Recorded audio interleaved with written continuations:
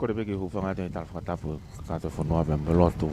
Ka tā mua ke toi hoko atu ai whamafola whangatonu ko ni be mei he apiko toloa be mei he whala o hele ni. Ka koe loto mala e whahoko e ngā sipoti mga hi o wau ai kātoa ngaralahi o apiko toloa. Koe ko ngā wani o tau porokalama i he hoatani. Pia kia ia e fifia ki o tali lei.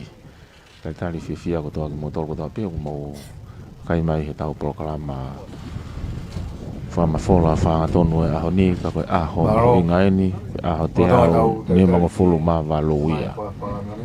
Tau te au ni mango fulu ma waluia o i korisko tupou i he apiko toloa. Pia i hauani koe konga hono waini. Ko konga hono waini o e tau proklama mau inga e aho ni ka koe hoa ilo koe hoa ilo ho ata te mono ngā hi whameite o ko ki lontonga ni alumari lele ana tula ka ko ulo e whamafonga la a he miniti e hongofulu ki moiangi e lolo mai hono ki vai pe tau kau whatahai i he hoatani mo e ako lolotonga me ako lolotonga i whala here ni me ako toloa lolotonga ni ko talitari pe ki he mea mai ai whalang langi ko e tama tinis kalau no tonga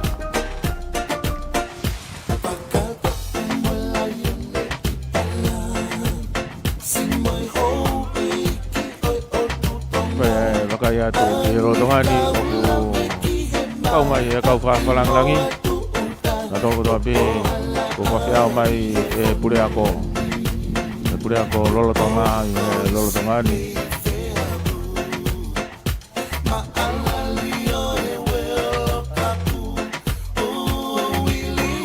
ai konga kau whawhi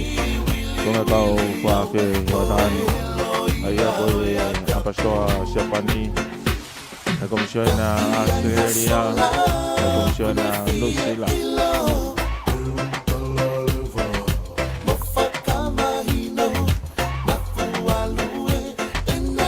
E rotongani, sa ko ta pingo e rotonga whana no foi ai hoa ilo ko ata ke te we fa meite o e ahoni.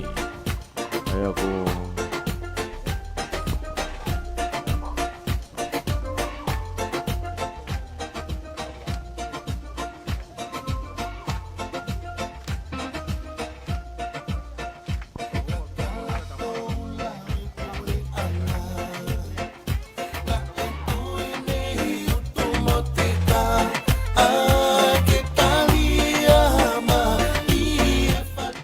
i he lolotongani koe hoa ilo hoa tāo e aho ni teu ia e whanau ako lolotonga pure ako me kau whai ako me kau ngawe ko tama pe e api ko toloa ka me korisko tupo i he api ni foki ko me api ako ko toloa husia no tau te au ringo fuluma walu i aho kaya koe ia ngahi wharea e hongo fuluma ua kaya koe ngahi wharea e hongo fuluma ua pe ko ki nau tolo ni teu la vea ki ai nau tolo e nau teu ai hoa ilo hoa ta o ahoni ko Sione Tomasi pe ki halo dut te vita tonga aho eitu siuperi italiai pe ki fare kauta iloa ko Howard Secom Sau Fai Pula John Wesley Ronald Woodgate Roger Page pe foki ki he fare ko Sione Havea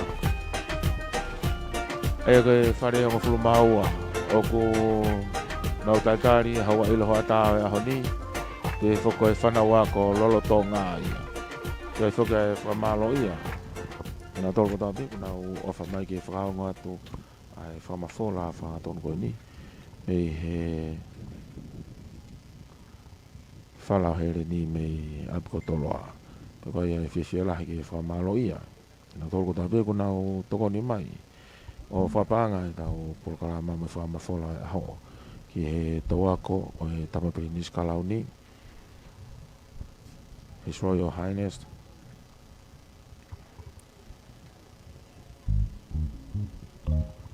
Crown Prince of Tonga, Prince Tupoutoa Alukalala, peke hono tau ako, ai ako laka atu ki moi unga, ai ako whamalo ia ke toenga o e tau ako koe ni, Sare Spongi, pe mo toenga tau ako laka ki moi unga.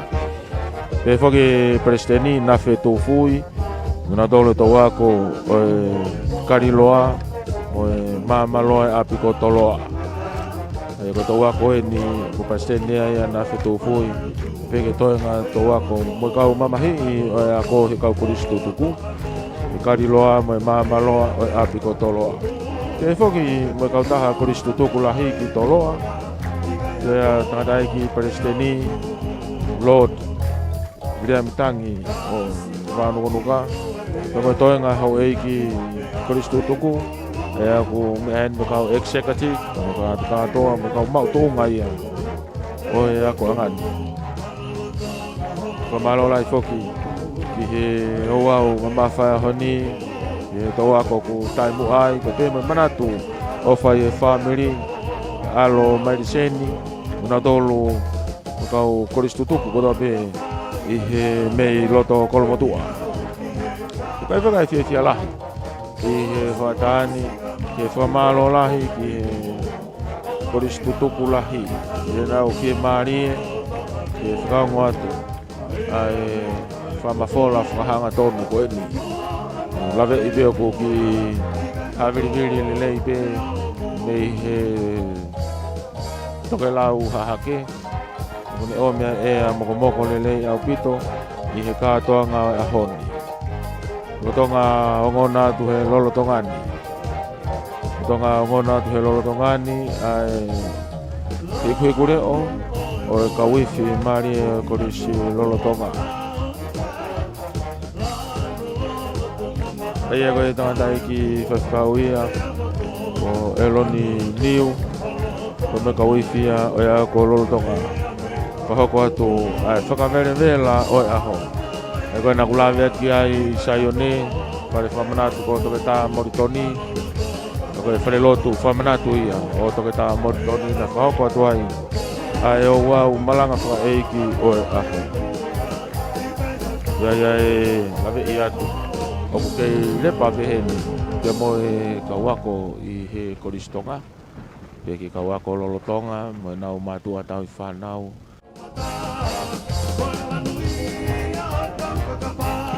koe whamafola whanatonu koe ni mei he whalao here ni ka koe loto mala e ia whaianga spoti i at kotoloa pe pe foki katoanga lalahi o e akoanga o whahau katui a pe me api kotoloa i he lolotonga.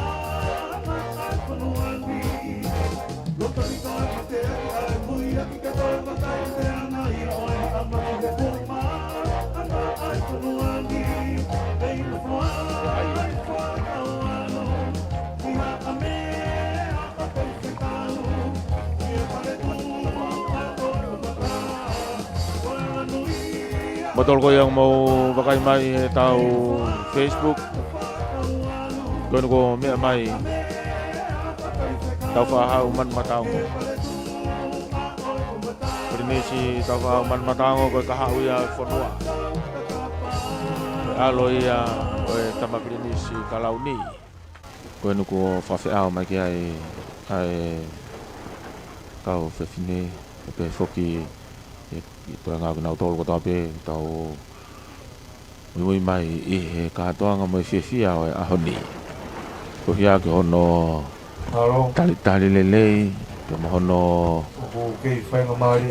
tali mawhana kina utolo e kau whakawhe hono kātoa o ku whahoko ia i he whalao here ni ka koe api ako tolo ai he lolotonga koe pure ako whakau Alfredi Atiola pe ke toi ngai kau ngau i kata pe I ai ko tolo au nau pada ibu nau fifia ke nau kau fatahai lo tonga di ka menga ngau nga tau nasia I he lo tonga ni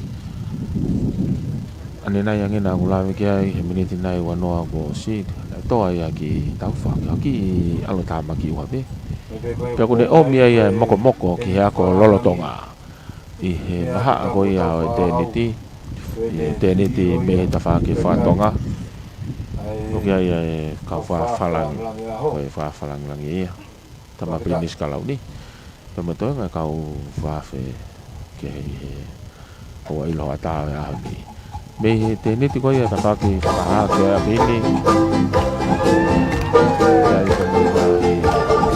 te pili ai ka tau lai kai koe taitaria koe ako lolo tonga ka mai whare koe ni hongo fulu ma ua o tau inasia ka mai ta whaki whakahihifo Kuki mau tolu enu whai whatongi atu whataha me moe pure ako me ki he President lahi oi koristo tuku pe kau atu ki ai pe moe te pili kau mewi pai a executive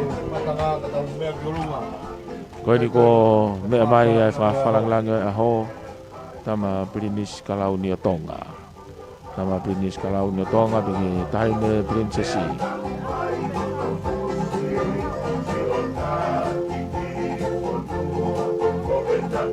ya mai mea anga ya katoa ya mana fa yolonga failonga ya tatari mafana tatari fefia tama prinis kalau ni o tonga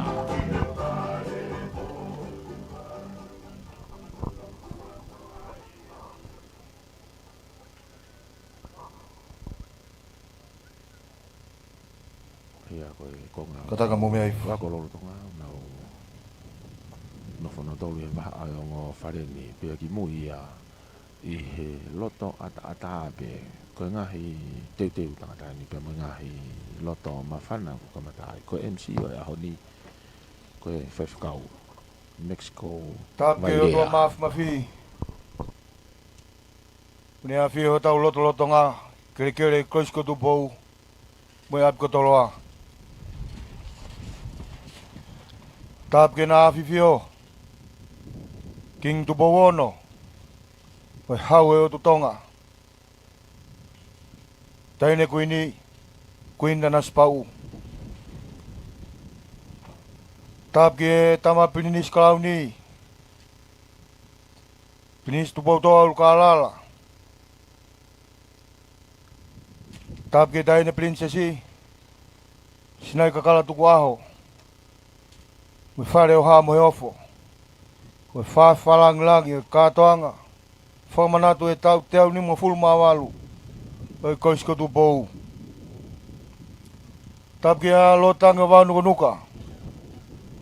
No pere fohe, mo hou eike e whanua. Tap ki e ton pare mia. Hou eike minista e kabineti. Tap ki e Tarik pasteni. Pep kau malanga aho whamanatuni. Kau maa no hoa. Tap ke kau whawhonga. Me tua pureanga.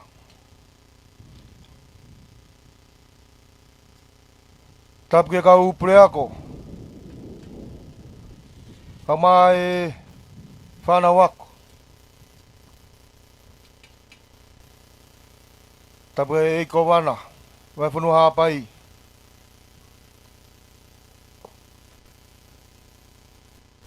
Tapu ke hoe kaus tutuku. Mātua tau whanau. Tapu ke a tau whahau man mataongo. Pe moe ako lolotonga. Ko lot kamata e hoa ilo. Whao ko atuea he takon sea o PTA e kois ko tupou. Ko e talasi tlahi. Maa ke whaos whalau. Malo.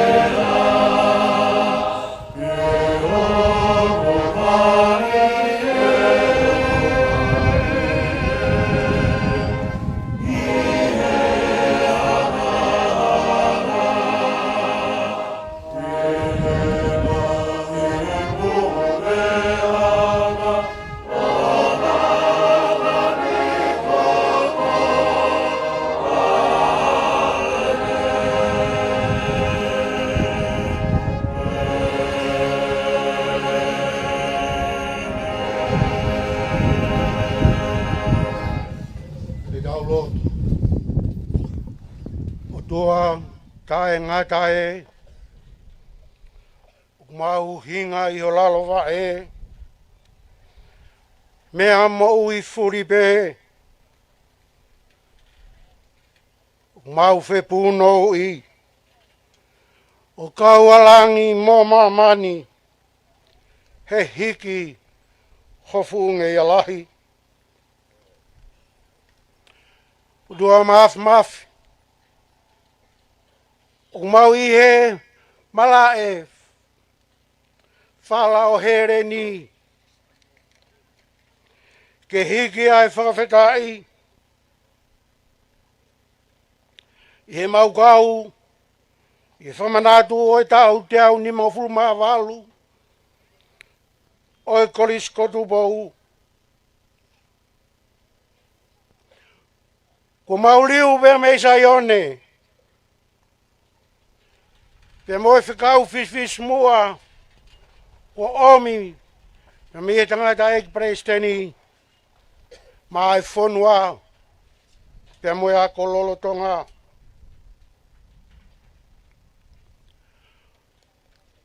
Ke mau hanga o whakamau ingai, ai tari, ko whai, e manu mata ongo, koe ka haua tonga. Pule e kolisi ma ka ngā ue, ngai mātua mo e whanau lolo tonga.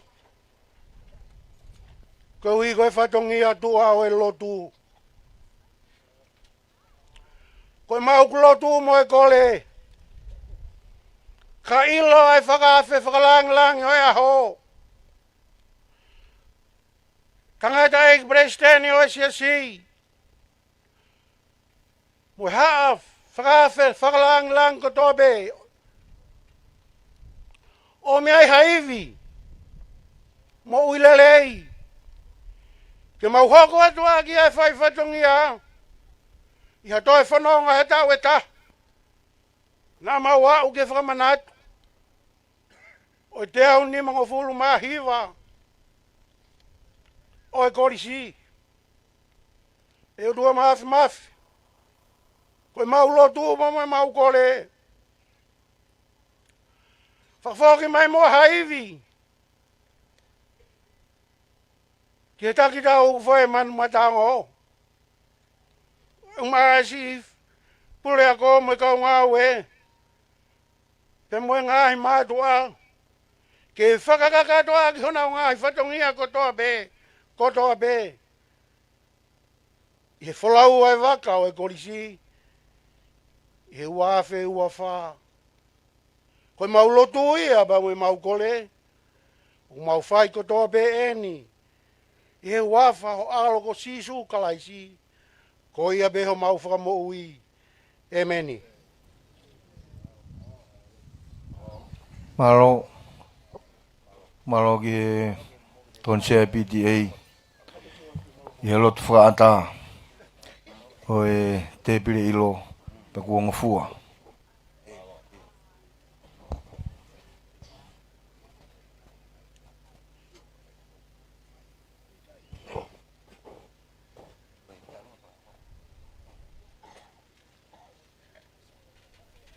Korea pe e whakao koe ngahi whakao rea pe me ngahi whameite ka tau hiangi mua e molu malu o e te pire ilo o tonga au kei mea e whawharangarangi o aho au ke lava mai ki loto ke whai hao whakapare ma au ke ai hao teo ngā whamatapure ai eiki o e aho malo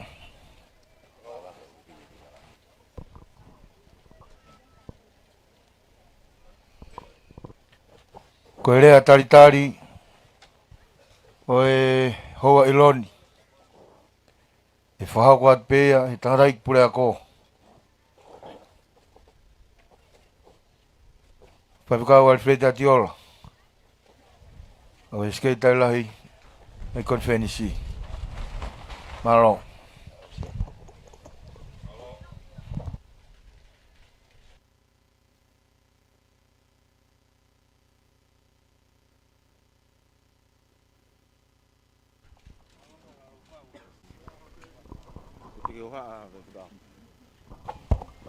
Koe aho pe o e tuku kororia be mo e whakawhetai. Ki o tua maafi ko ne tāpua ki a ki e korisko tupou. Mo e tāu te au ne mga furu māmalu ai aho whakakoroa koe ni. Ne ongo na hange na e malu aki pe ngahi aho tau situ a ki ai. Whakawhetai koe aho ni. Mo ki he loto, mawhilekireka. Ko whakanga, kau mā toka i riukawa. Tau hanga haka kotoa be, o hapai e tau whawhitai ki o tua mafi. Wange koe sāme o e aho. Koloa mo e tā puaki, i nasi ai korisko tupou, he aho whakakoroa koe ni. Mea hene whakarang langi, tama prinis krauni, prinis tupou toa aruka alala. Kau maas nai takala moho mo whare. Tokon bare mia kau mai hoi ki minista. Nagatai ki president yo isiasi, kau maa hoa. Whawhitai mau koroa. Ya kumea heni e sikeri tai lahe kau tahatu tuku lo tanga wau nuka nuka. Ya mo kowana waifonua hapai. Toke ta tau whatofua. Pea mo e komiti ngā ue. Whi poupou aki he ngā he mea kotoa pe ke hapai e whatongia o e aho. Ka whiwhia whoke ke mau taimi. Thank you, High Commissioners and Ambassadors, for staying with us. We wanted to keep you here and be entertained and serve you lunch for this special day at Tupou College. Kamaro ate kau whafofonga. Ia pehe fo kia te mō tolu ko toa pe ku mō mea hen he ahon. Kau whai whikau, kau se tuata, a tau i whanua, kau kuristutuku. Whiwhia ma kehe whoki e taim whorau kau maa se au ka mea, aho mō tauhi mai ai wā whengau e aki o ngorisi. Kau whakawhiwhia hoko e aho pehe ni, tau kau whakataha pe ai, i ono te pire. Kai uma hono whame ite. I he whoke taitane rei, mo tōru lama mai, mo i pure ako, kai uma e tiutalahi, mo i koriskuni sārote, pure ako, pia mo i kau ngā au e ako marungo tupou, pia mo i kau mata pure. Whia, ka koha whia, i ho mau loto he aha koi ni, ko e whei ilo ia o e ahoni, ko e tahine ko Princess nai takala pe mo nga he matu a tau whanau.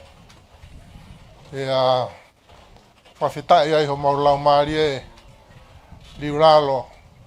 Ai tahine ka o mai tama ko man mataongo ke teu ai te pire ilo whafofonga e pureanga whafofonga e siasi tau te pire taha he ahoni ai ongo ori ve ia moe whare ha maafu ia tau whawhetai ai ki o tua maafu Pamaro lahi atu koroa ia e ahoni ia koroa ia e ahoni i koroa peo e aho e korisko tupou ko te au ni mga furu mamalu tau en kai ko mea whaingo fua a hono tauhi o e apini ka kuhange ko e whekau e aho ko eni ko e tauhi fua kawa ko e tauhi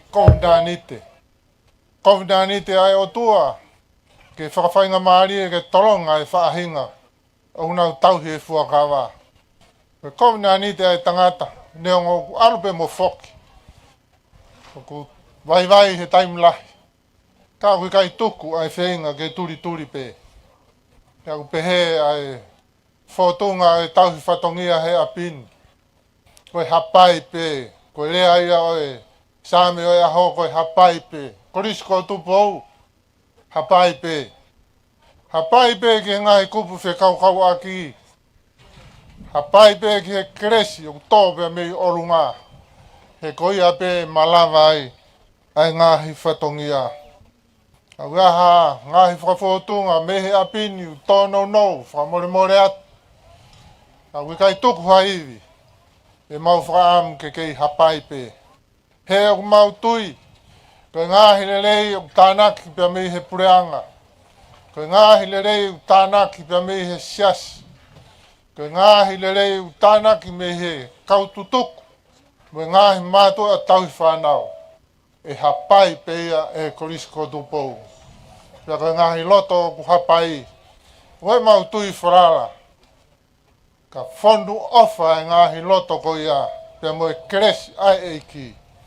E kei hoko peia. Ko e tāputa ke whangotai ai whanua. Whamaro atu ko toa peiga te motoro mo mea mai. Whamaro atu ho mo tuku taimi. Ka tau whakataha i e whainga maari o e ahoni. E hoko atu. Pea mo e whainga ai whanau ke whakaholo pe ho mo mea pea mo ilo. Pea koe mea ia te tau hoko atu ki ai. Pea mo e whakatauange. E toka e monu pea mo e tāpuaki. Tau inasi ai he aho ko eni. E te hoko e apini. Koe matanavu ai siasi. Koe matanavu ai whanua.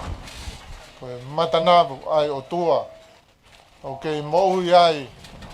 Ai mataafi ke esiafi ai. Ai kakai o e whanua pia mo e siasi. Pe e fia ke tari rei ki mo tolu. Lewe ai whaoha kautatau atu. Maroa bitu.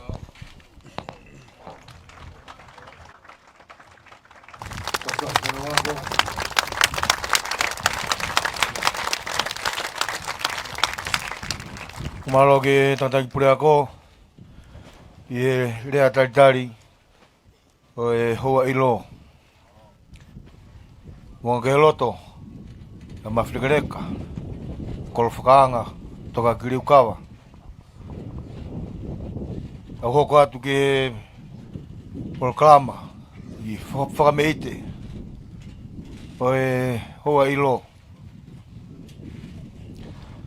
E kamata ia e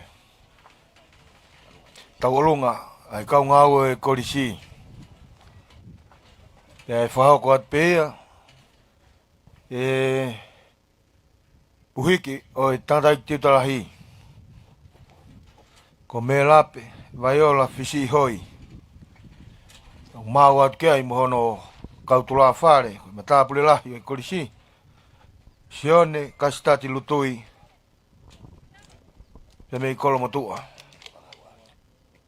Ko e teki e tauolunga. Ko e pāngai uafe. Ko hono tua ngā. Ka peia ke holo anga. E tamai ki pirinisi. Ngaro.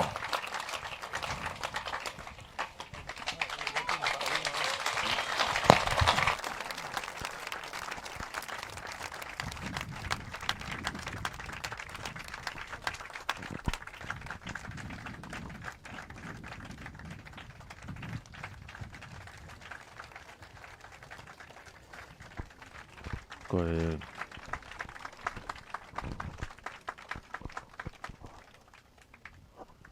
e lolo tonga ni whako e fufua whamei te aho.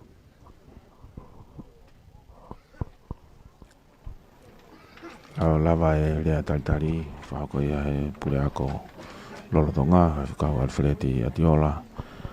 Hoko mai eni ki he whako te ngahi whamei te o e ta o te au ni mga whuluma walo e ako anga. Hoko e korisko tupou. Ko e fofua whamei te aho. Whako e kau ngāu e. Kau ngāu katoa e korisi me api ko toloa. Katak pe e taulunga ki au mawat pe ki mua. E tain taulunga. Mea le rei mai ki ai. E whaflang langi.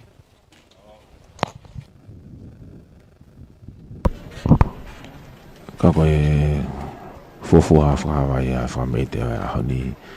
Me katoa ngā tau te au ni mga whuluma walo ko kau ngāu e. O e api ko toloa.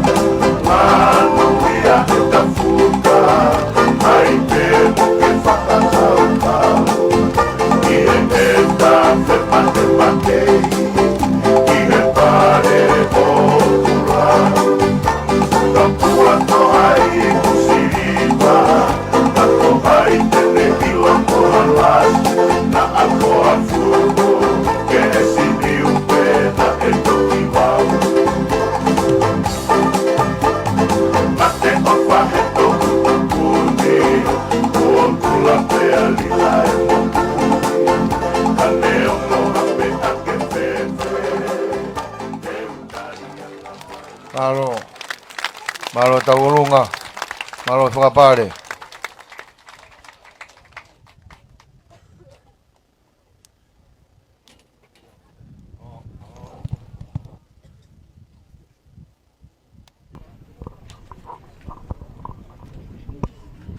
Ko e hoko whuki e program o e aho ni hili Black Family te e whahoko e rea e whahoko e skretai lahi o e koristutuku lo tangi o e wao nukunuka ka i he lolotongani o lava atu e fufua family te aho ko kaunga o e a kotoloa Kolo whakanga, kolo whamore more atu, mo ke loto.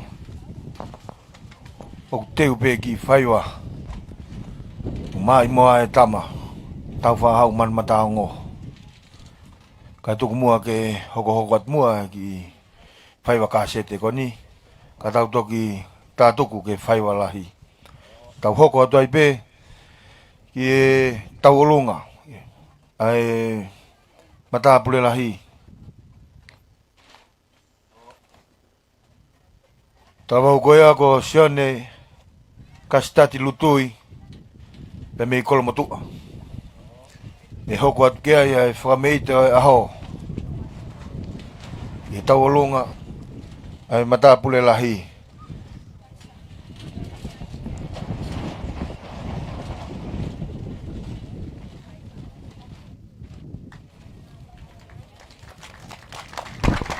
Ia ko e whameite ko akia i he lotongani, whameite i a honoua, ka ko e matapure lahi tangata. Matapure lahi tangata ko sione kastati lutui, me he sia ko veiongo ka mei kolmatua.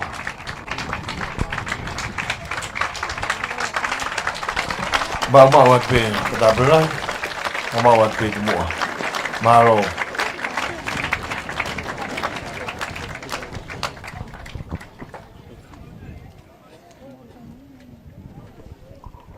Ia i mo e tuanga dai le taulunga. Ono koloha ku omi moia pe me family. Ka koe matapune lahi tangata. Sione kastati lutui. Ko ia ku ne whahoko hai whameite honoa i he lolotonga. Mau e whasiwe. Ko alo maari lele ana tula. Whanga lele whala a.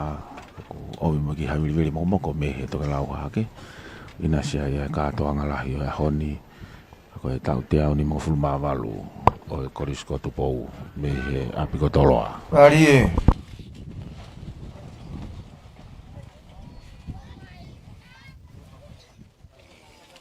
Katak pe kolfanga. Weki papare ma fateni kare. Ke fasi. Kaku whai ngā whawawabu kia tare kita.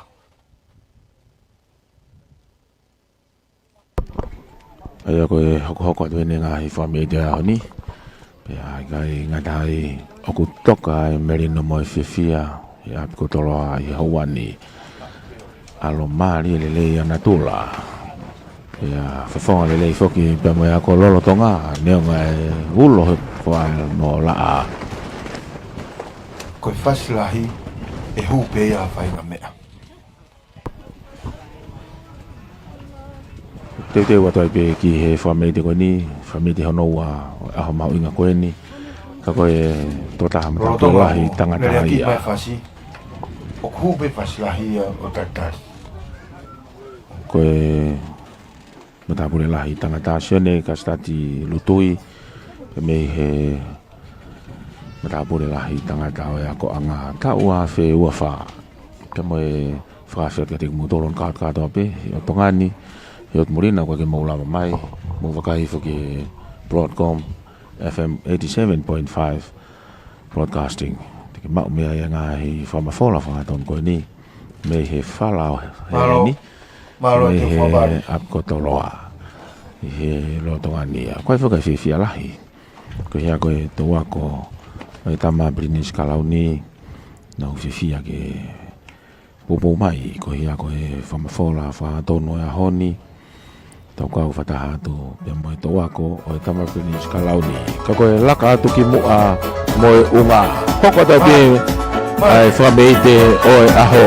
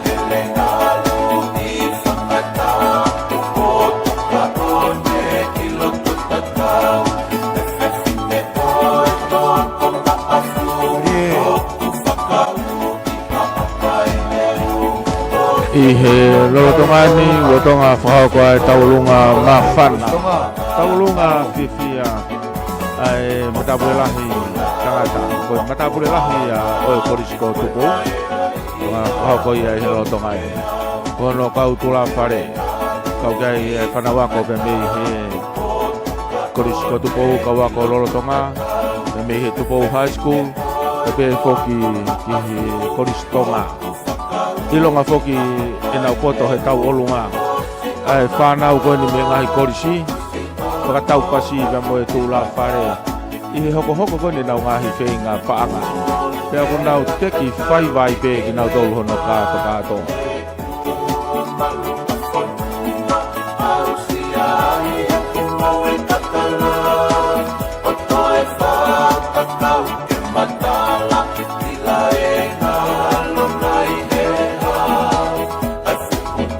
Lave i veo he ni pe mo ngahi kuristo tuku ke he ya he kai ke nengo ko polo kalama nengo ye ko polo kalama ku ke asiai ai ngahi tau olunga me ngai fami te ko ya ka po pauke ke nau ka ya nau ngahi fami te lave ya to ko e kau kuristo tuku e ni kuristo ma ko he te tire i he MC Lepas dia menaki wong lele yatu kamba kolani.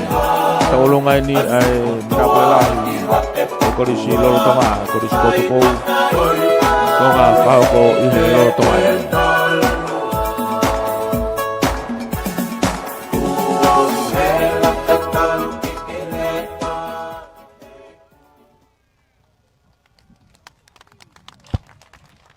malo tau olunga, malo whakapare, malo ki he matapure lahi. I he whakameite o e aho.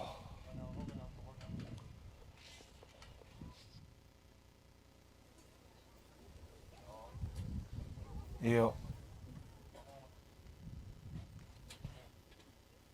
Inga ia te loto mara i ke tukunga maari e.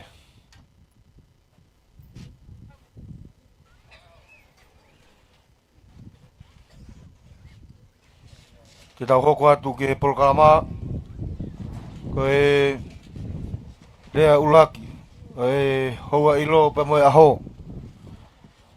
Tatu ai, a lo tanga wau nuka nuka, ko e sea e ko silio. Ko isi ko tupou, ka moe skate ai lahi, ako kautaha ko tutuku. Ine whao ko atu, rea ka mata e aho.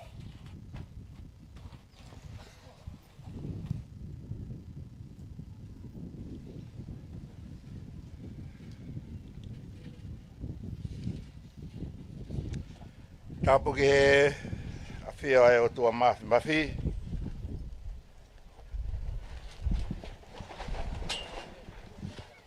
Pea whatapu atu whawhalang lagi.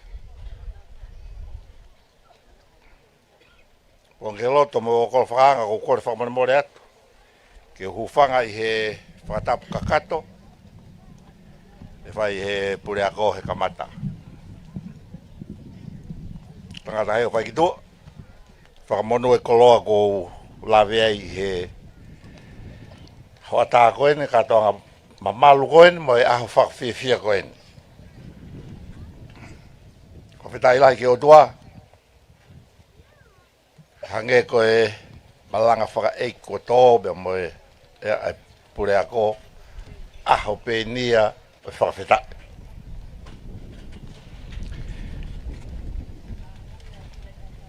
Ko whakafofonga e kosirio ai korisi. Ka umaa e hoi tutuku. O kutariangi mo tari tutu uni. Ke whakawhalangi e koe Prince Clown.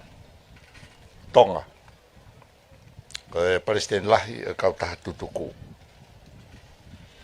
Pea ko ngo sino foki a koe ni, ko si lio pe mo kautaha tutuku, o ngo fo sino ngā ue au tātāpe, bobo, mo tokoni, ke whiema, ai kosi lolo tonga.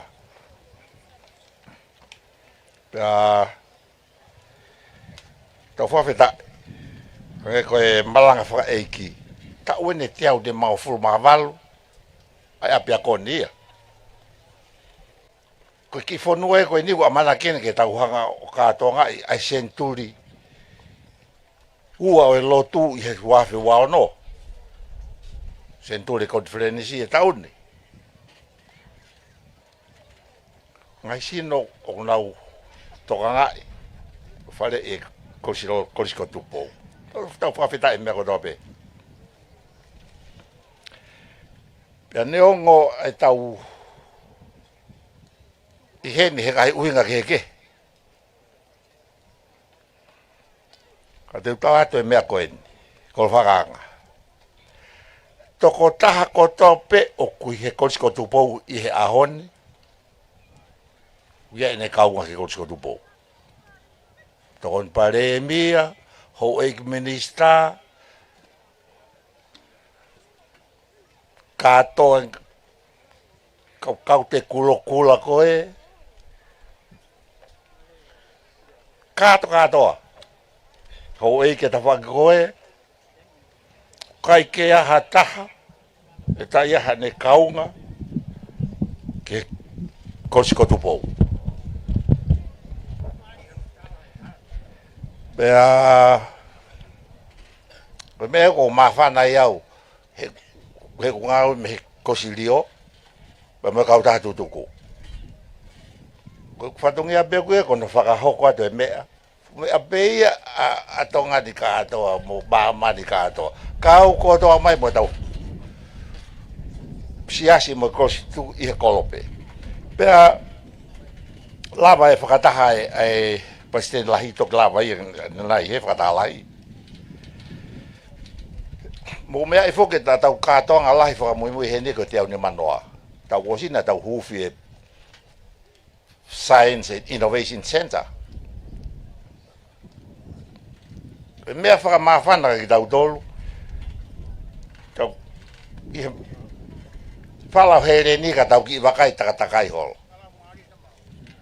Tau ki wakai takatakai ki he ngau e kua whai e he tau tangata ki he kehe taim ki he kehe e kere eiki. O e koisi ko tūpou mo siasi.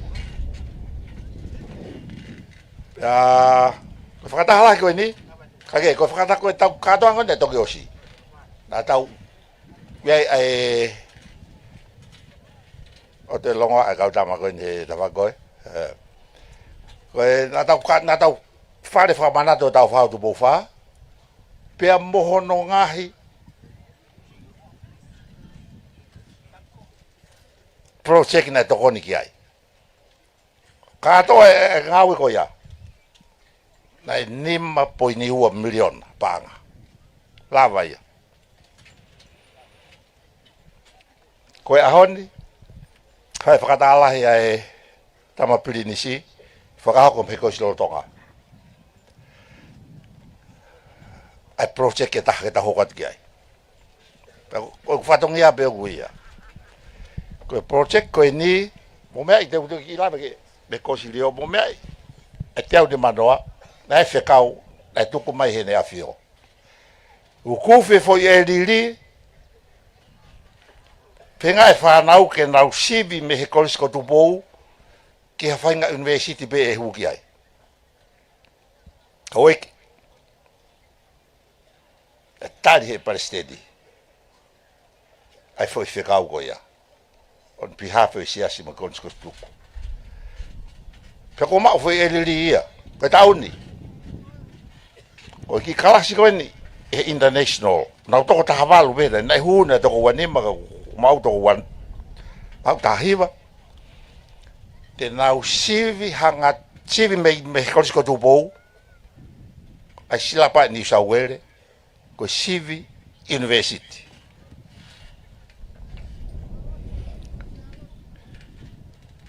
Mo mea fio ki ngai tai mai koe ni ki moi ko whanongo pe whakahoko mai. Kua tari mei no usila ai Form 7 a tongani ke nau huang ke university. Na mahalo I o tau whawhetai ai. Sai, koe sivi koe ni Form 7 me he kolisko tupou. Koe ke whemawe ke tari mei asideria pe ko whe. He koe fo isi lapa pe ni a New South Wales kua koe he ni. Koe ni au pia nai ni ke he CV. Pero koe ke peheia, koe ke tau toi whakore ki no usila mo Australia pe ko Queensland. E kau si koe I kai. Whamahino I me hen. Koe CV pe ni ia, tatau mo CV, SSC, ai kalasi koe, I New South Wales. Pe ko wheha wheitu I New South Wales ki CV tatau tofu. Koe CV ai, sila ia o mai o CV hen. O koe ke peheia, tau whakakore ke tau lava hu I kai. Ngai mātua. Poro kalama koe ni. Mai kalasi koe ni te nau kamata CV, ko kore atu, me kosi lio. Ki tamasi ko tonga pe lava, ave ki university. Tau whenga katoa. Koe kakatau ia whekau e te au ni manoa. Koe CV me hene, ki ha university pe fie huki ai. Ko whakanga ko lawe ki ai. Ko malo ko ako I poro kalama ia. Me wafta walu o mai ni ke sivi taun. Ko tau hufe Science Innovation Center. Standard moia ki New South Wales. Ko tau ni uloki ako. Fie mau. ke taulanga longi ako o ke atakai ko hu te pe ki tamasi i ko si ni ako ko he ko si ko du po o si New South Wales pe ya pe ko Korea be he pure mo ko si lo tonga ko ia na ula be na fo ko ke hata ata tau tolu kato ko ni te mau ngau be mai na si ko nga ho mai we protect ko ni pekfi o si ko ya ta me be utawanga ki ai we nga hito utangata ko na si hikiat ko na ui di en utau o me ki ai ko tau kana ki hapanga tau langa ai senta ko ni senturu a lotu tau hofi hoko atu ai to wako e pe mo te wai hoko atu ai e prine stau fa matmata ngo mo to wako ko ta au ko e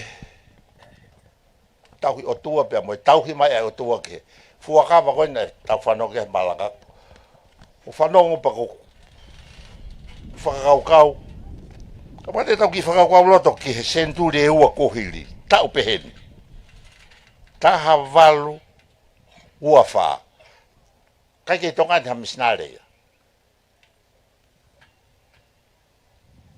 ko taha valu a ono misnare be ua ne na mai tonga ni ko taha valu ua valu kua tolu e misnare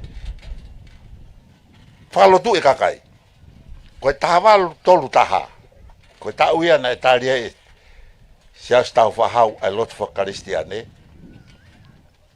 to konima be ka misinari tongani tolu tonga tap ua ha pai o la ve ai ke tataki he otua e tau fononga ko ke tau ke he do o mau a rekoti o e miniti a conferenisi a Britania tawa ne meni mai ai ko mei ta o to no lo tu tongan pe ko reporten ke to kakai a conferenisi ta to kakai bi so mo ta do te ula veatu ke kai feitu ta maheni pe moia ke ngau e lo tu ho tau ki fonuan ka toi ka kai ni het conference North Sydney tolu ngeau faono South Sydney fa ngeau ni manoa Palamata ai kolo ben tau mahen moise ne to te au fitu noa pe hi fo mere boane ni mangeau ua walu o kalande Lusila ua ngeau ni maua Weringa toni tolu ngeau ni manoa tonga tapu ua afe ua ngeau whanoa hapai ua afe te au maua wawau ta afe fitu ngeau onoa ni maua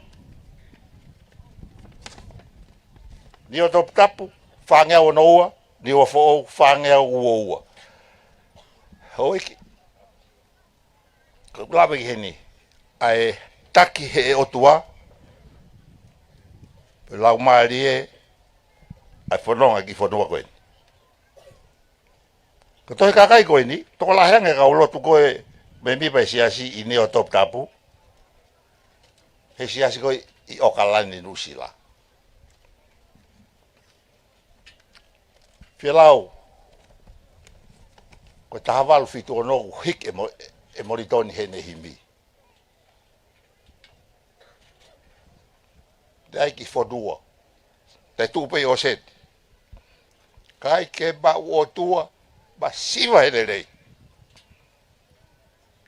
Ka koe hui ko taki e lau bari e, ko mono ui e ki fodua kweni.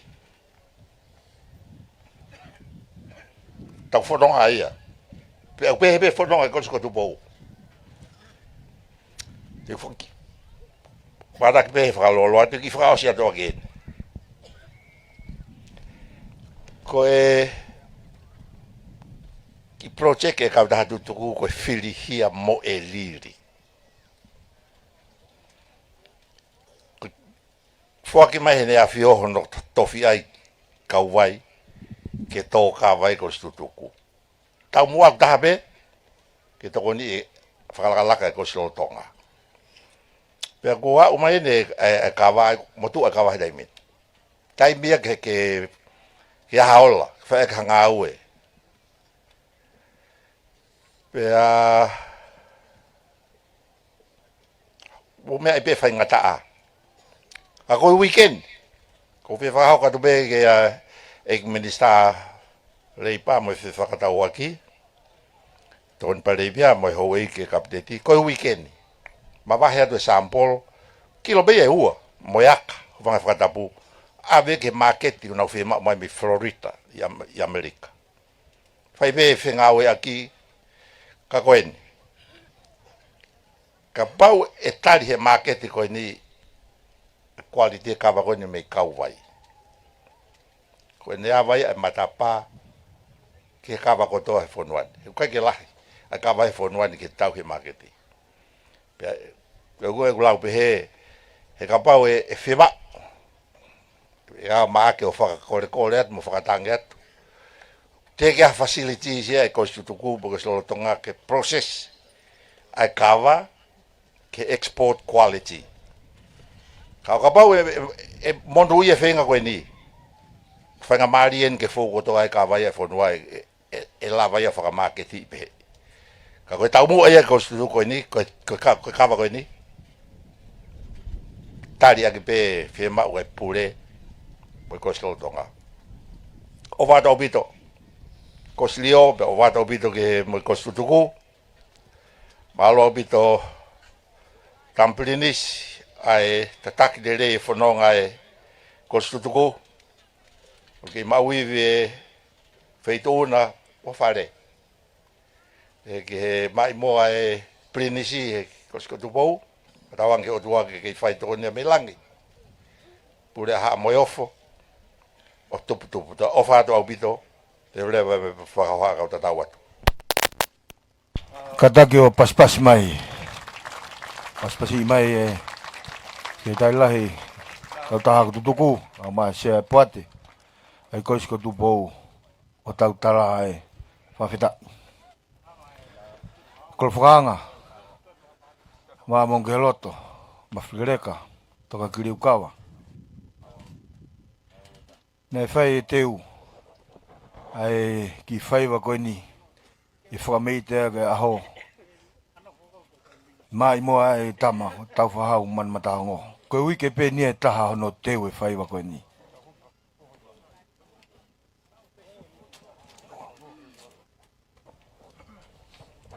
Katake e kau whaiwa, ko lotonga koe e ku whahoa mo katake ake ki loto. Wike pe ni taha hono teu. Koe anga koe wakai ki ai, mahalo e toki maule rei ki he konferenisi, mo a whaifo e tamatui. O atu ki nuku alofa. Ale whamore pe, tuk pe mua. Ke whakakato, ai ki whaiwa kua teu. E punake, mai moa e tama.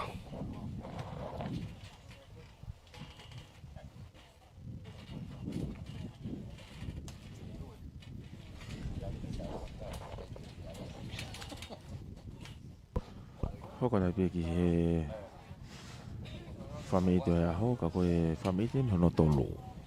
Ka koe kato ai ni, konga ai ni o e Form 1. Whamore pe matanga koe punake ena. Ne teu e whaiwa. Whai whakautara wou. Kei whainga maare au pito. Maare.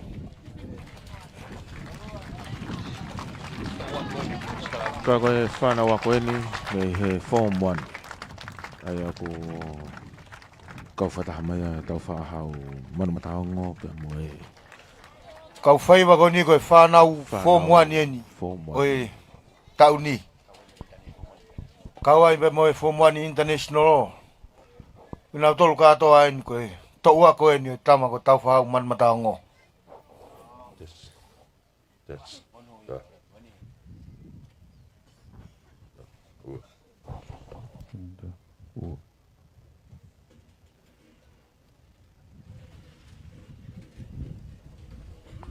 e katoa ni ka whai wa ua whiki he toko ono ngā fulu nai ki he toko whitu ngā fulu tupu. Ai tau ako o e tama pirinisi ko tau whahau manu mataongo. Ka koe Form 1 ni hono kato ai ni no ka whataha mai i Morodongani. Ngai tatau. Tege kamata whai wai tau pas tau tolu. Wako, te ke riba.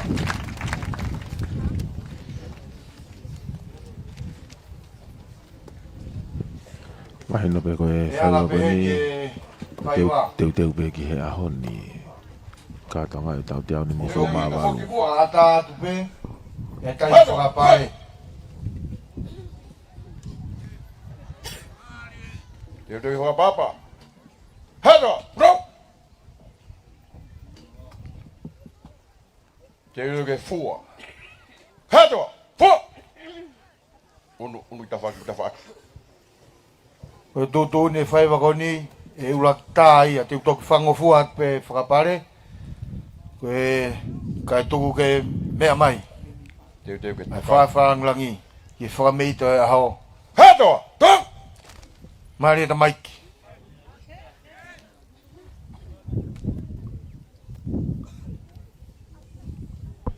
E lola tonga ni ko māua e kātoa e Form 1. Pe mai Te utoki puna ki e whangofua aho. pe. E matua tau whanau, koe ni hamu whanau whaiwa. Whahako mai ai Take o perakia ta sia ke punake. lola tonga ni o mai ai me mo e meanga o e tawa pirinisi ta whahau manmataongo. Pea whanonga atu mai ka whai ako ke whawhia mai ki he Take matanga whai tau wako ia paspasi mai o e Form 1. tama tau whahau matmataongo. Ia mai ke kau, mai moa.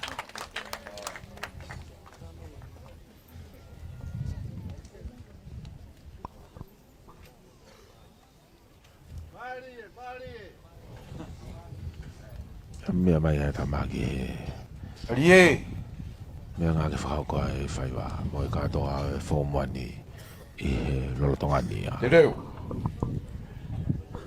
Mau Teu ke atua whaiwa. puna ke pe mo e tenga o e korisi lolotonga.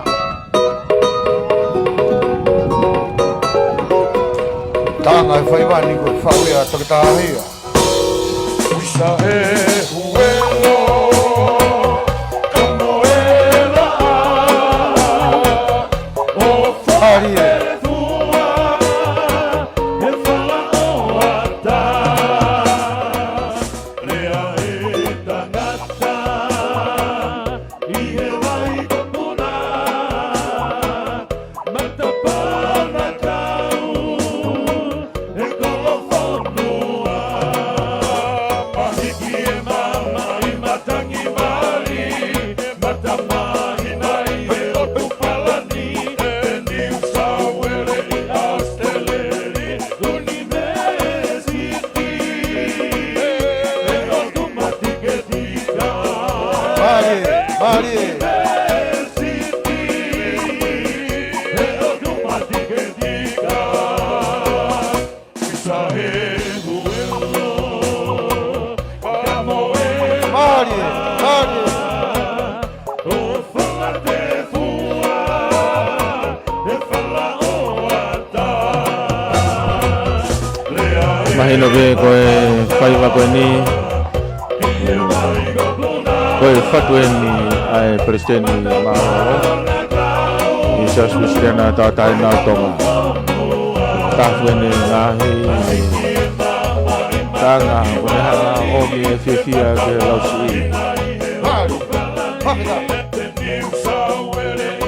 i he langa ia ngā mai mo ako.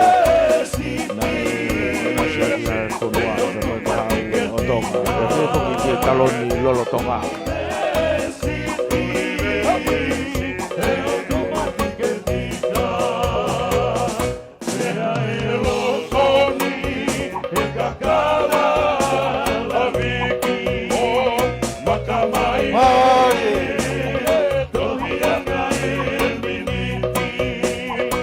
Konga tolu e taimine whaiwa mea tua e tama mo e konga uraki ki mua ki ne whakatonga oe malai ko here ni e koe whala o here ni laka whakahake atu ai kulupu e taha laka whakahifo atu ai kulupu e taha maari a wito ai whamei te hawani e koe fō muani kotoa e korisi kotupou.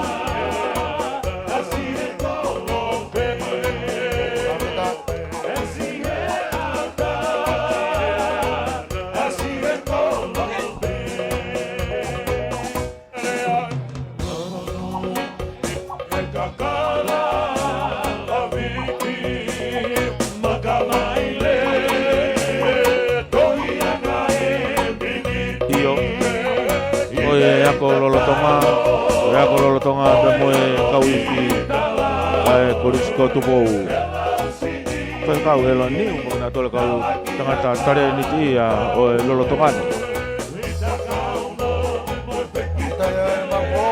nau kohoko ai hiva pe moe langi tua o faiva ko ni o mani o ka to ke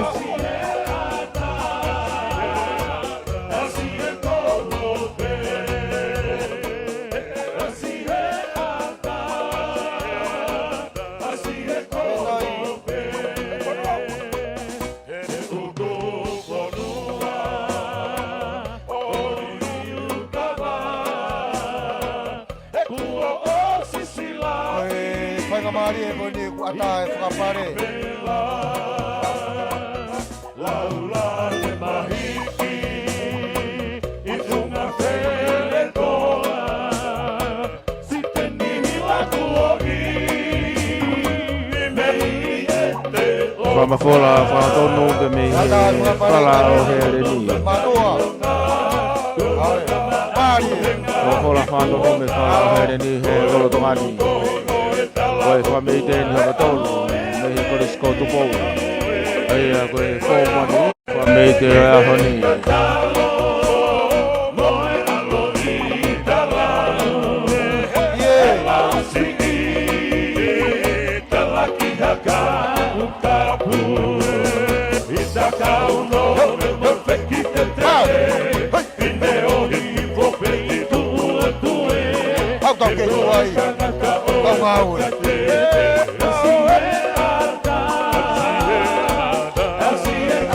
Io koe aho o e rela mawhana. Naka iaki ngau koristu tuku. Maloni, tata i whekau. Maloni laimani.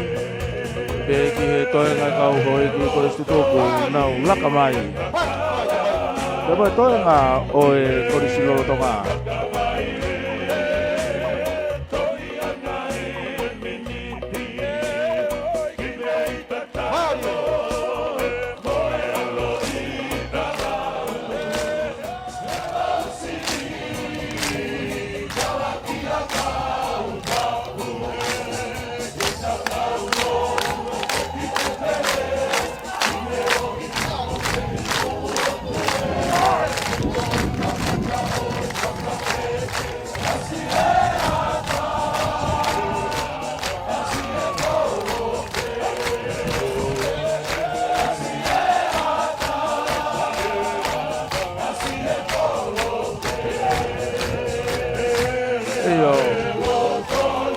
Lolo tonga kresia te he mawhana makehe ai ako lolo tonga te moe korisko tuku. Nukina tole matua tau whanau. Laka mai nau whanau lolo tonga. I he fōmuani. Ai ako e ako anga moe ati ko toloa ko marate tau te au ni mo kuru maamalu.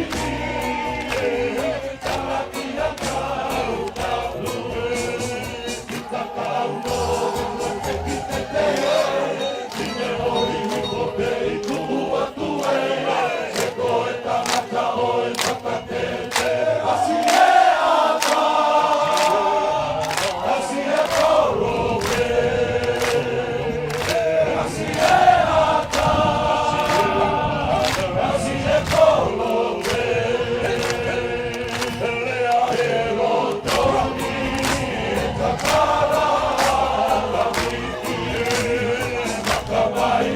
Mari au pito katoa ngā ho. Mari au pito katoa ngā ho.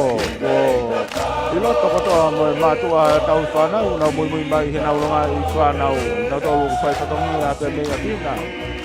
O kui kai ke kau mai he hoa whakawhia a honi. Koe ni, koe anga mawhana anu o tonga hoko atu me he atu kotoa, ka koe mala e whala o here ni. Koe whaiva mo e whame ite ni, ai Form 1.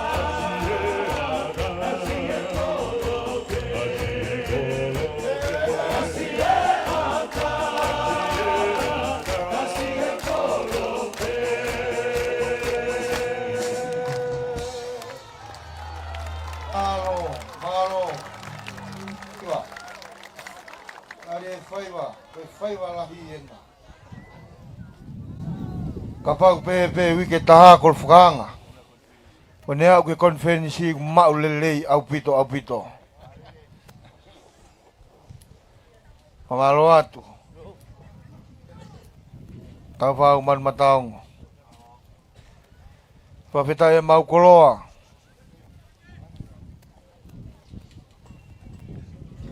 Mea mai e tahine princesi. Halai walu mataaho pa maune whakapare. Koe panga e tahawhi. Kata ke o pas mai. Mea mai tahine princesi. Halai walu mataho. Maune whakapare koe panga e tahawhi. Tama ko manu mataongo. Mea mai mo princesi nanas pau. Elian. Moe panga e tahawhi. Koe whakapare. Mea mai mo princesi. Salo te mawhireo, moe panga e tahawhi, koe whakapare. Tau whahau man mataongo, whawheta e mau koloa.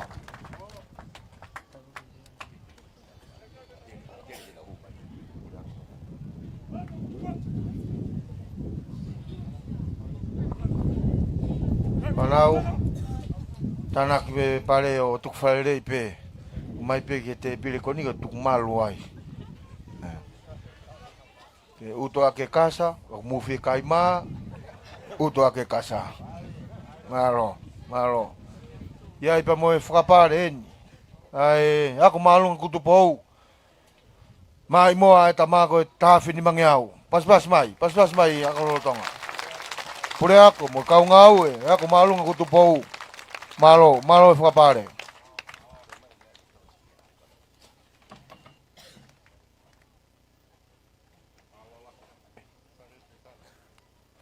Ia me pare heni o tuitala.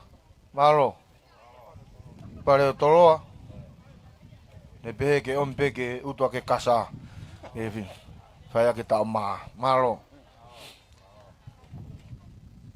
Kolwhaanga. Whamure more atu.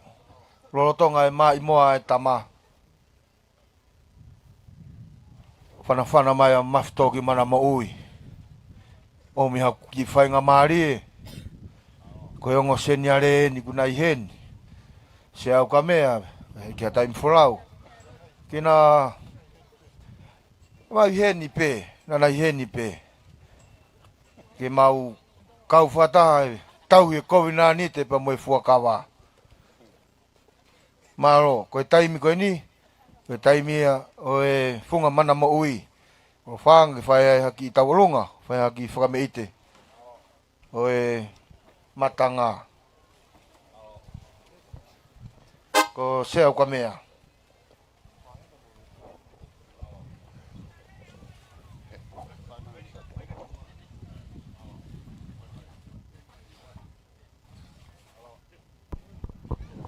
Whamete a hoko koe koristutu koe koristonga. Koe tek-teki e taulunga. Ai koristonga. Whiunga moe panga e tamano. Kata ke o pas mai. Whawheta i tau fuakawa. Paturou atu. Kolwhanga. Paturou atu ki Hamounga mo Pinis hoko. Tuku pe mua ke u toi atu. Ngai whakatapu kakata mo whai eiki. Ko whai hea pini.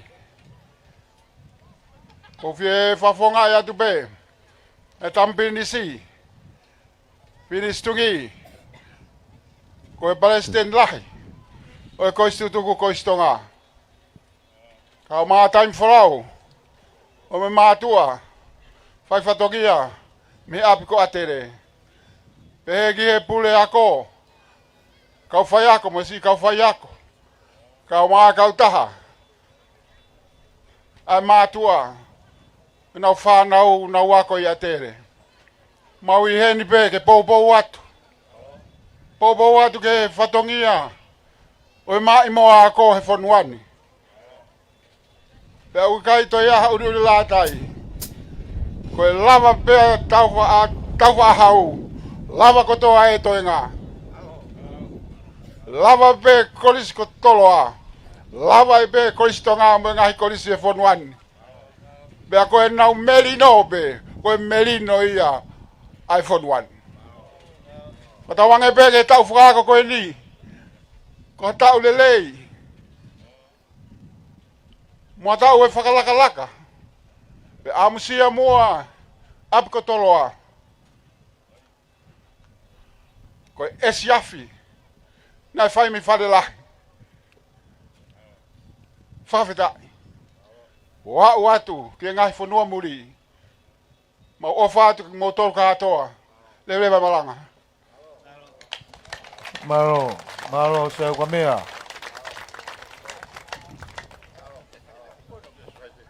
Tai mai fasilahi e taha.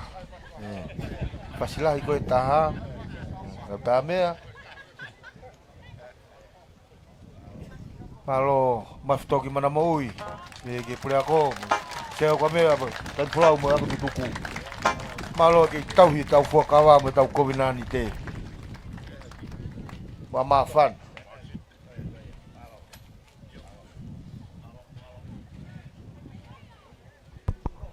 Whamete ni hoko koe koristutuku pe mea ko rotonga o e koristonga apiko atele mo e whukamana mo ui. Malo kau ngawe.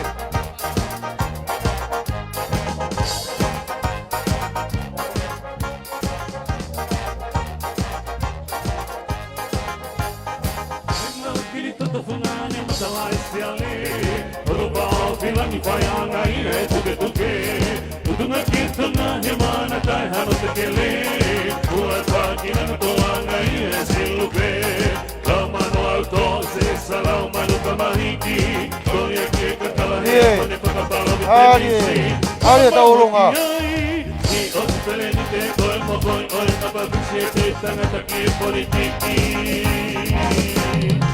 Rotonga ma whana pe ai whameido e honi wai whamalo i ala tau ako Dama British Kalauni Royal Highness Prince Crown Prince of Tonga Tupo toa Ulukalala ko te Ie tau ako o e laka tuki muka mo e bunga Sare spongi mai kau tanga Tuki ako ke whamalo i a tau ako Kariloa me maamaloa Ie Presteni na whetu fui mo toanga o kau weiki koristutuku mo tau ako. Tapi hoki ki komiti me kau taha o koristutuku lahi ki he api ko toloa. Ki pia hoki pamalo ia alo mai seni menau tolu ta pe ko mai pe me kolmotua i he pamafola fa tonu o ahon. Ako tutuku, koristonga. Malo, mo tau longa malo opa. Tuka pale. Mari.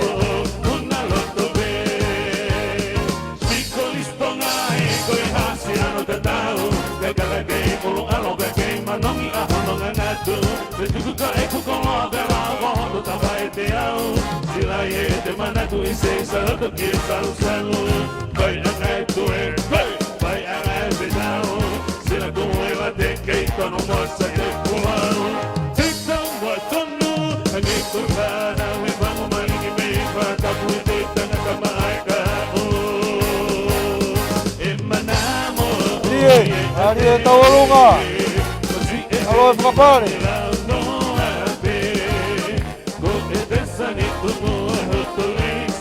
Basi lima kuna wako.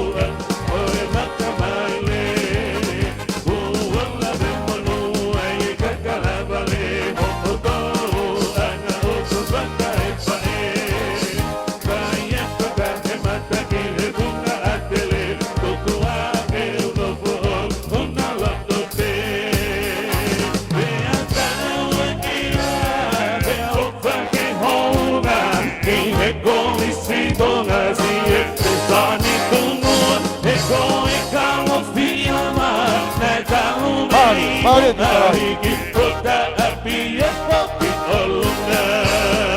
Pas mano. Oh iya. Oh iya.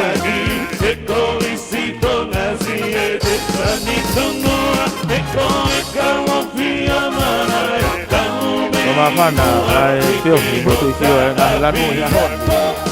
Ai lanu pula-pula dan lanu pulu.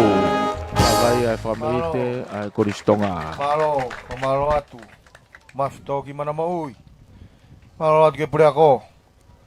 Kau ngawe. Seo kamea. Time fulau mo ako tutuku. Malo e ofa. Malo e tokoni. Malo ho mo fi kau mai. Tau kau ngā whiawhia aho whamanatuni. Maro.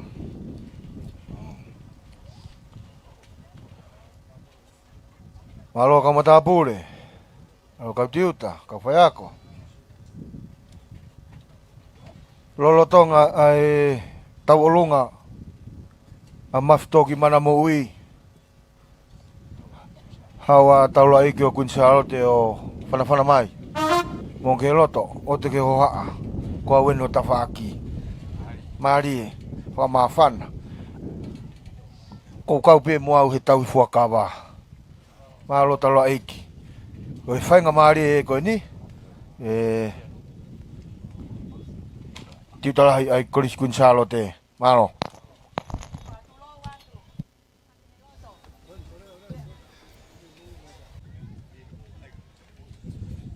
Whātulou atu, mo unga ke he loto, pia mo e kāto anga mamaluni. Ko me ite loto e korisko kuinsalo te, ke whaiha whakame ite, ke tamasi i pilinis kalauni, mo tahine pilin sesi, pia mo e fui lupe, o whanga tapu mo e toa ko hanga i toke lau. Tala monua se kei tai lahe, ke te tangata o whai i he apini. Mau whakautua pe i saione. Pea to oa ho mauloto. I he wheta paki o i kilistala i he apikotoloa. Mo ene ke i tūholo aki. Pea mau whaka ana ua mai pe. Ke a mau tolu mai e. Whakamole atu. Nā kua te ngutu tamu lea. I he pangai o e hau.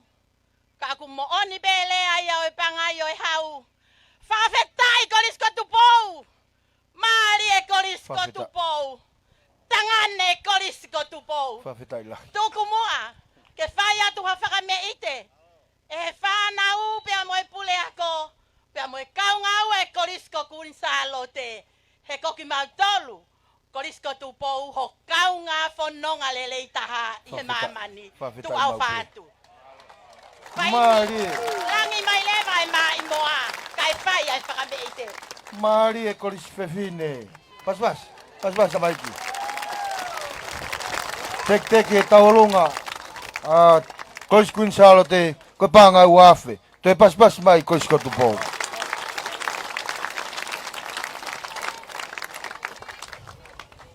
Koe wala kamai ke whanawa ko me koris kunsalo te. Kamei te aho atu kotoa. Kau te au ni maku pumamalu. Boa.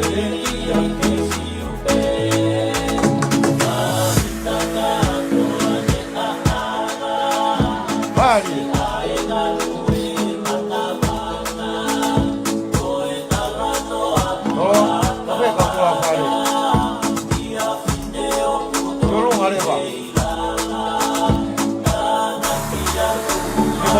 Nicolás. Mari. Loto la pared.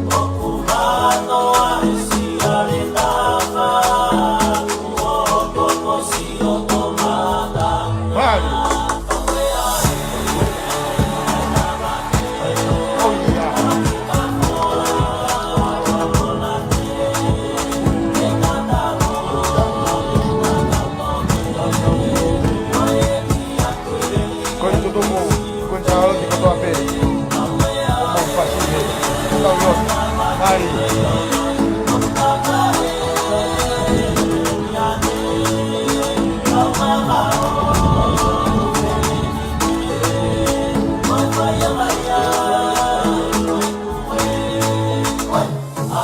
Roto, Mari.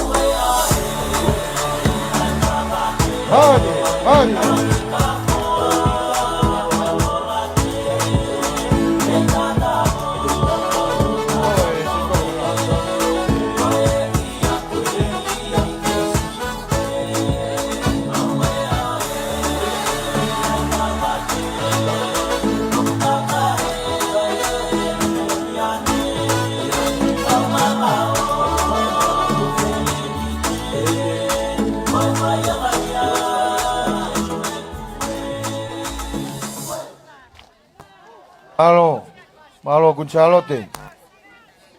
Pamalo at ke pule ako. Ti talahi. Ton pule kau mata pule lahi kau mata pule. Malo tawulung. Malo opa. Malo tokon. Esi ay apa ko.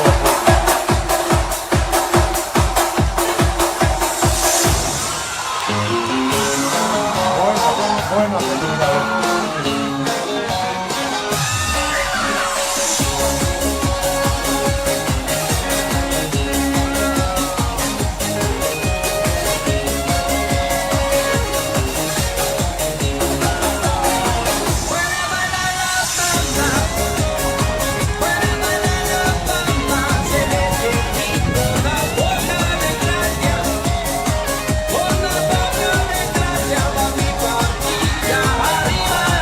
Papa toi pe famei te Corisco Gonzalo te.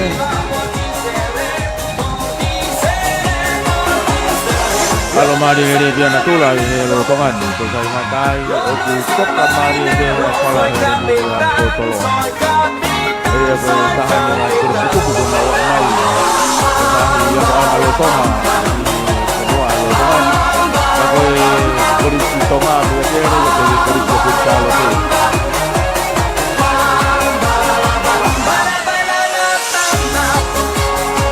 Oi, bobo mai aqui. Ah, vamos lá, coi, vamos comandar o tal teu no malu por isso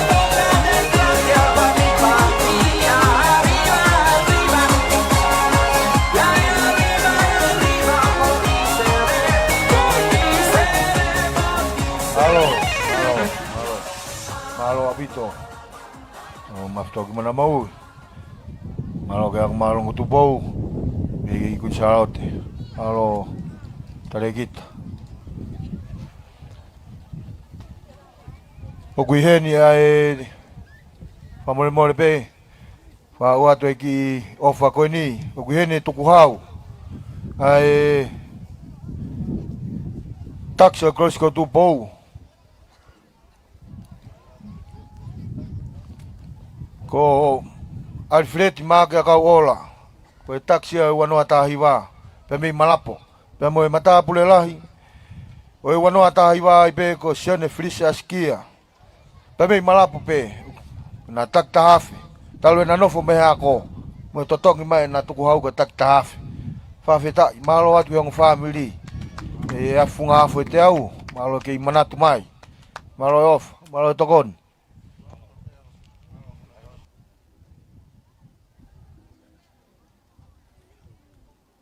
Kolfanga iga mongeloto mafiligreka toka kiliukawa pamole more atu okuia ki faiva fraus porque famete fraus aho e frau ko atia e music academy ai kolisi una utei wai ki faiva ko ni Kona tau na nau whai whakawale soni aho, me malanga whakaiki, o katoa ngani. Nau tau loi pe ko whai ai tāpuni, whameita aho, ko taha peni, ngahi teu, ke whai e whulau atu, a te aroa, ko hi ko e sivi ifi. Mo teu ai pe ngahi whai wa peheni na ao ngatu ka ngahi potsiasi.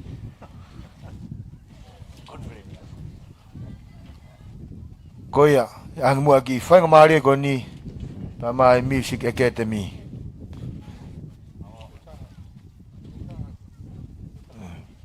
Ui ke taha e whomani, ui ke taha ani. Ko tui e toki mau maare ko to ani, i he konferenisi. Pea mo e aho whakaifo, o e nea fio. Malo. Ko e whaia whakasieni whako ia he waa i he musika. Ako anga me ako toloa. Whaiwa ko ni ngofua e whakapare ia. Whanga taimpete ke hau ko au katae. Kai ke toi taofia. E he MC. Mexico vailea ko e whakau ia. Kau ngā ue o e...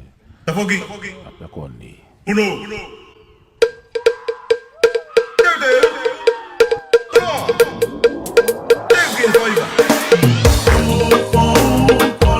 Hai, mai ka mai.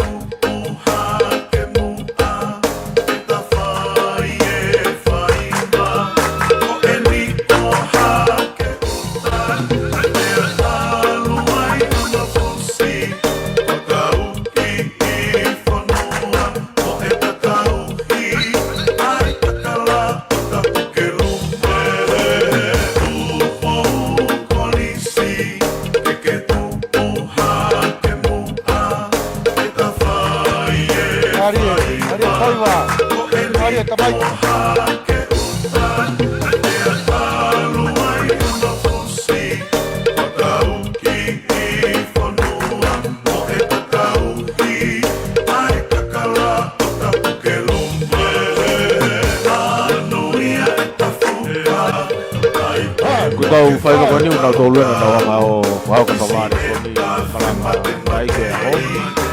Ia ka ngahi reo ke kini koe nai o ngoi mai e ngā solo i he antema iloa ko ia ko e tala e he langi. Ko tala e langi ke koe Heaven Are Challenge. Na ia e kau solo whake kini ia. Ka koe unau tolu ni unau whao ka whaiwa ko e ti. Konga lahi me te unau tolu. Nau whao ka te ngahi whatongia ho na tolu e waa musika. E ako ki he takakua musika e apini. Kako hai tene ilo toha laso, a atoha fupo, e sinil pena e toki mau.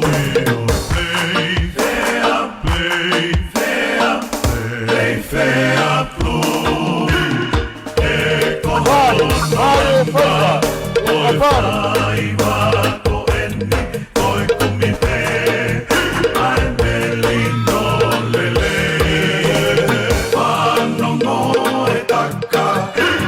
Talasi atau fono Akoi tupu o whanongo Pasi whakalongo longo Kaku whaki ho olea he whaiva Moi whaka mau ongo Kaku whaki ho olea Puna moi whaka uri loto Whanongo e taka Kau talasi atau fono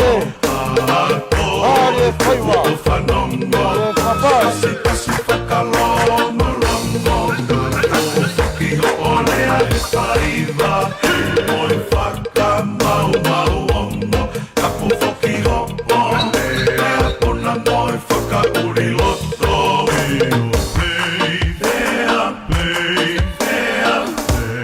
Fea blue E kohono anga Moi whaiva ko eni Koe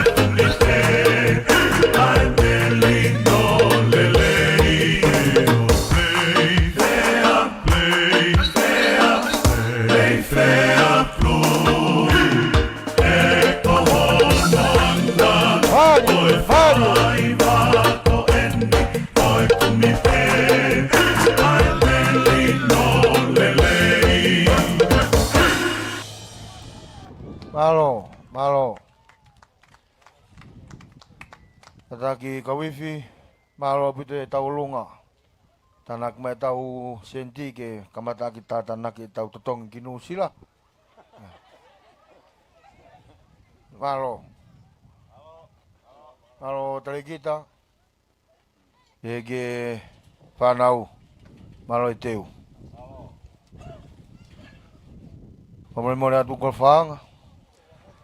Tau koko atu. I tau polo kalama.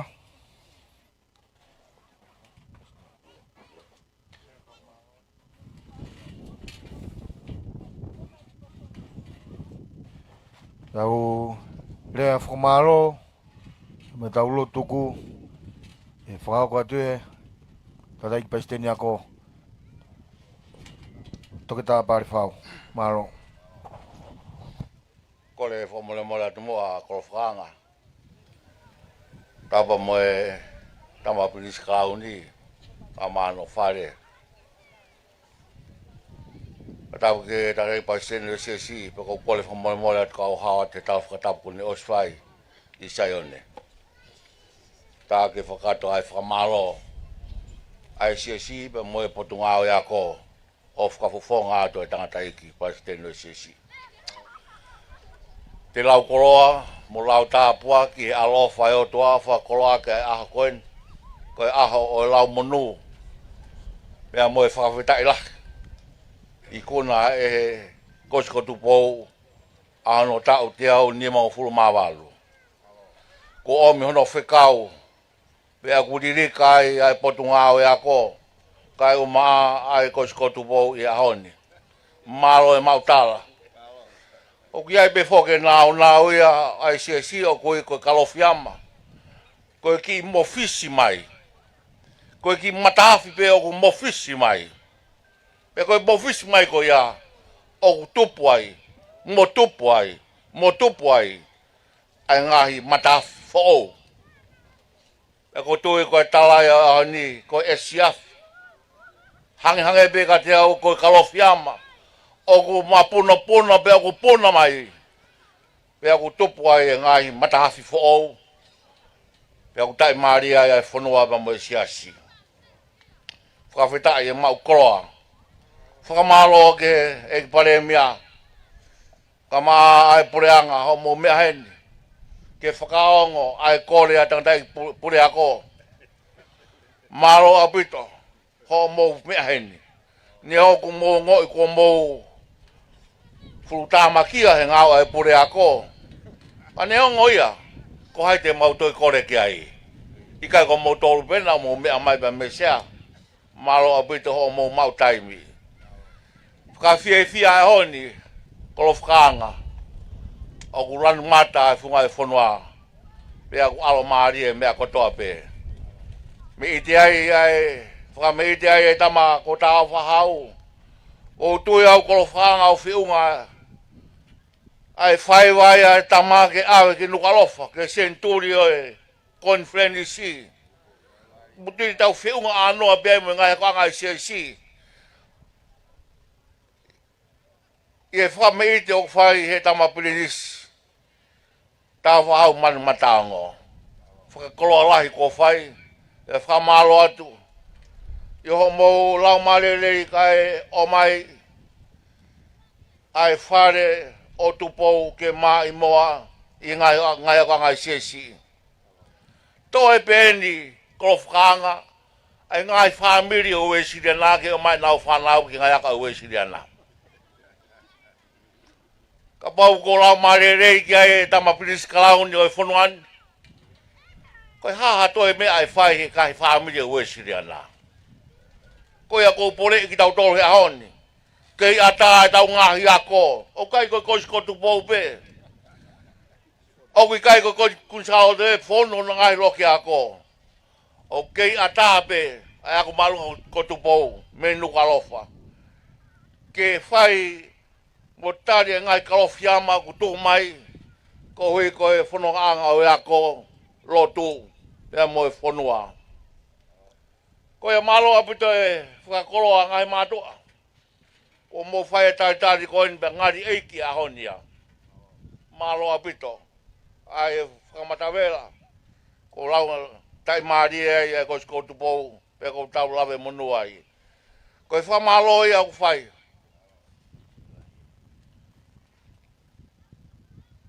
Kai whoki te o amanakia o kia mea kui ko whakapare. Kai whoki o amanakia e tā ngai whaiwa. Tai ke. O nā mō pehe tai whai ko sko tupo ha mea o toi kehe ange. Mi ane afi o maki ahoni ko mea ape ia. Ko ofa ko mo fuaki he ahon he ngai whaiwa mo mai moa ai tamatawa hau manu mataongo. He mo banga e tolu mano ma tolu ngiau fang fulu mafa. Pas ki ai. Ke tau lotu. E grere ia afiona ko ke afioa ki mautolu. E ko ke omi ho fola ke whakoloa ke halafunoa ko mawa mai ki ai e ke hapai atu ho maurau maare ke awhiona. Whola uta mai ke mawako ki ho ngahi alunga pia moi moni ai awhiona. Ko e whekau ia ko ke tuku mai ke potu ngāwe ako moi ngāwe ako mau whai. Tāpu kina mai e ki ai tama Prince Kalauni ka mai tahene prinsesi moi whare o tama prinsesi. Tāpu kina mai e pureanga, pehe ke tāpu kina mai e takani paisteni, mo i mana mana e tō isa ione. O maa e ngahi mātua mo i whaiko whai, e ke whamole mole, whakakoro ai ki mautolu, ke whalalaka e ako ku mau whai, he ilo, e mau māmai, hatokolaki, e mau māmai ai whonuandi, e mau whia maari ai, mau lot mo korende wa fau Jesus Christ ko alo ka ko mau famui amen e ako kresi ai ko Jesus Christ o fala tu ako tamai feo la mare mano ni ke ya te tau tolpe ya fai pe o tai ngata amen.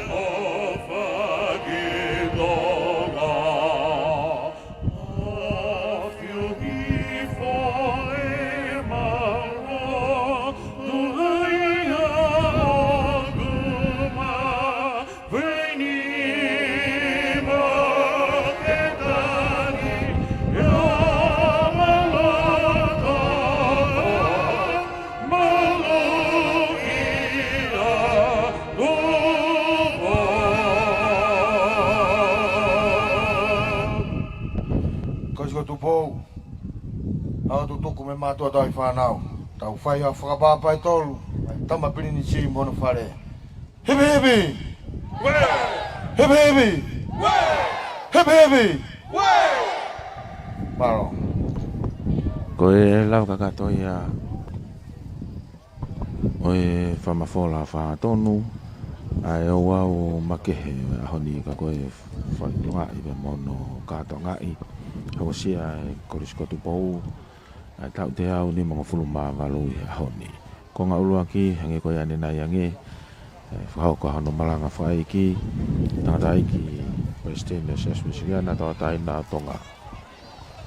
Whahau ka tui a tangata ai Pasteni, ko right, ono po whaiwhikau toke tāte vita koloa i a hawea. Hoko mai ke konga hano wā ke whala o here ni, Kalawala no ngā whawhatoki a pepe foki ki e toi ngā e ngā hi whame i te oi a hong. Mono ngā hi rea maari te moi uki moi pōre te me korisko tupo. Te nau tana ki e ngā hi ofa mai korisi lolotonga whenga moi pānga e tolu mano ma tolu ngea u whango furu mā wha. Ko e lama kakato ia, ko po mea te whalangulangi Nama Prince Kalauni, Prinsesi, Nai Takala, te moe kaha utoe ngau kaha o e whanua te moe kure anga. Tana kita fea. Ai a koe nau tolu koe ni he kau whalangi kau whatahatu. I he whalamlawa ngai whatongi a oe aho ni. Kai he whamalo i alahi. E kau ngau i mela i te o walu whitu koe ni mai whaema. Ki he koristutuku oe to uako. E tama prinis kalau ni ai ko nau loto fie maari e ke whakahoko. Ai whamafola whangatonu e aho ni. Ai a koe to uako i a